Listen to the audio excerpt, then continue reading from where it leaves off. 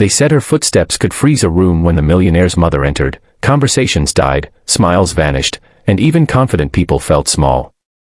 No one ever dared to challenge her, until one ordinary waitress did something no one expected that night. In a room full of wealth and power, kindness stood up to cruelty. And what happened next changed everyone forever. Before we begin, if stories like this touch your heart and remind you of the good still left in the world, please subscribe, like, and share your thoughts in the comments.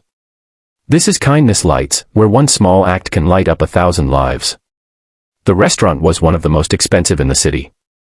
Crystal chandeliers hung from high ceilings, soft music floated through the air, and every table was dressed in white linen. This wasn't a place for mistakes. It was a place for power. At the center table sat Daniel Harper, a self-made millionaire in his early 40s. He wore a tailored suit, but his shoulders were tense. Across from him sat the one person who made him feel like a scared little boy again, his mother, Margaret Harper. Margaret was known everywhere. In business circles, she was feared. In social circles, she was avoided. She had built her late husband's empire with an iron will and expected the world to bend to her standards. People whispered that she could ruin careers with a single sentence. Tonight was supposed to be a quiet dinner. Daniel hoped, naively, that it would go smoothly. It didn't. The waitress assigned to their table was a young woman named Lily.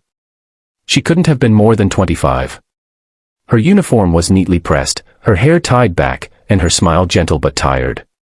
She had worked a double shift and still had hours to go. Water, Margaret snapped without looking up. Yes, ma'am, Lily replied warmly, already reaching for the glass. The moment Lily placed the water down, Margaret frowned. Is this room temperature? Do you people not understand basic service? I'm sorry, Lily said softly. I'll bring you chilled water right away. Margaret let out a sharp laugh. Sorry doesn't fix incompetence. Nearby tables fell silent. Daniel stared at his napkin. He had seen this his entire life. And every time, he said nothing.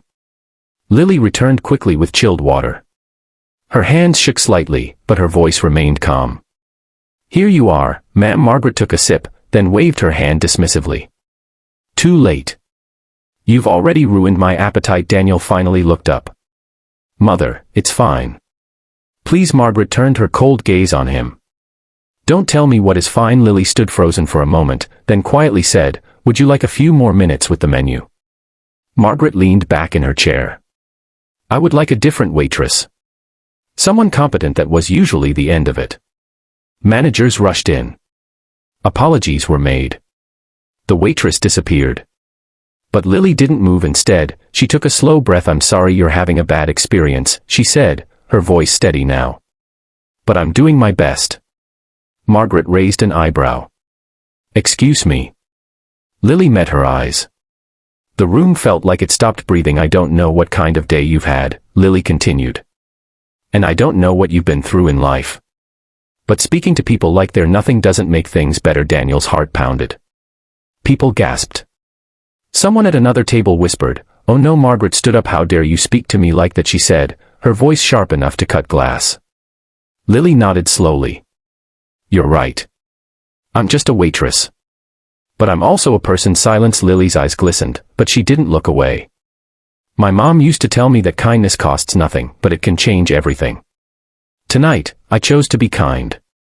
Even when it was hard. Margaret opened her mouth to respond, but no words came out. For the first time, the woman everyone feared didn't know what to say. Daniel stood up too. His voice shook, but it was firm. She's right. Margaret turned to him, shocked. Daniel, no, he said quietly. I've watched people be afraid of you my whole life. I've watched you tear others down. And I've let it happen. But not tonight. The room felt heavy with emotion. Lily took a step back, preparing to walk away.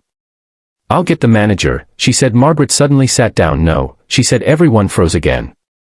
Margaret looked at Lily, really looked at her. Not as staff.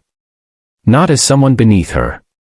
But as a human being standing with quiet courage. You remind me of someone, Margaret said slowly. Lily blinked. I do. Margaret nodded. Myself. A long time ago. The hardness in her face softened, just a little. I wasn't always like this. No one had ever heard her say that. Margaret reached into her purse and placed a folded bill on the table. Then another.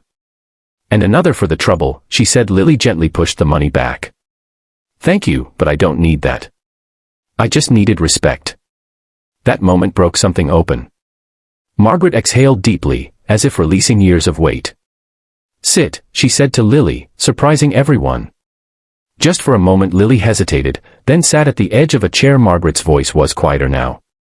When my husband died, the world became cold. I learned to be harder than it. Somewhere along the way, I forgot how to be kind. Daniel felt tears burn his eyes. Margaret looked at Lily. You didn't silence me. You reminded me. Lily smiled, a real smile this time. I think we all forget sometimes. The manager arrived, panic written all over his face. Is there a problem? Margaret shook her head. No. Dinner was perfect from that night on. Something changed. Margaret began treating people differently. Not perfectly, but better. She funded kindness programs at local restaurants. She wrote Lily a letter every year. And Daniel finally learned that standing up for kindness was the bravest thing he could do. As for Lily, she kept waiting tables while finishing school. But she carried that moment with her, the night kindness spoke louder than fear.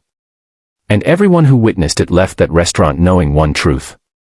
You don't need power, money, or status to change a room.